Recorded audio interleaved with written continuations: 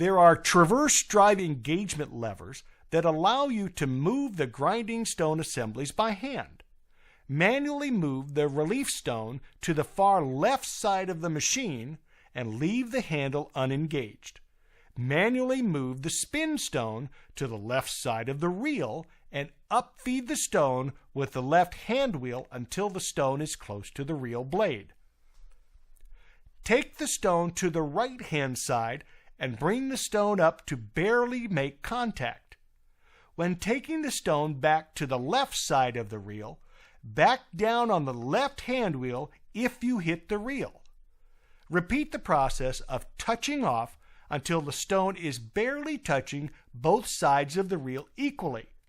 Back off the stone slightly and evenly to freely move the grinding head to set the proximity switches. Move the spin grinding wheel to clear the reel blades and place the proximity switch bracket on the rails to secure the prox in the proper position to stop the travel of the grinding wheel.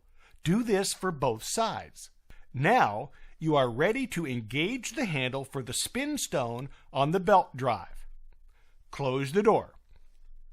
Make sure the spin direction toggle switch is in the clockwise position and the spin relief mode switch is in the spin mode position. Turn on the grinding wheel. Turn on the traverse switch and rotate the travel pot to begin the grinding process. Infeed both hand wheels equally and make sure the spark pattern is grinding the same on both ends of the reel, making any adjustment on the infeed hand wheels as necessary. Set the digital gauge indicators of the infeed hand wheels on each side of the machine to 0. Find a spin speed that is appropriate for the diameter of the reel and the blade count, as you'll find an optimum speed to aggressively grind yet get a smooth grind. Keep in mind the amount of extra infeed that is needed on the large end of the reel to compensate for removal of taper.